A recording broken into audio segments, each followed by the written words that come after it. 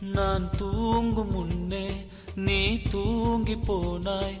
தாயே, என் மேல் உனக்கென்ன கோபம்? கண்ணான கண்ணே, என் தெய்வ பெண்ணே, கண்ணில் தூசி நீ ஊத வேண்டும். ஐயோ, ஏன் இந்த சாபம்? எல்லாம் என்றோ நான் செய்த பாவம்.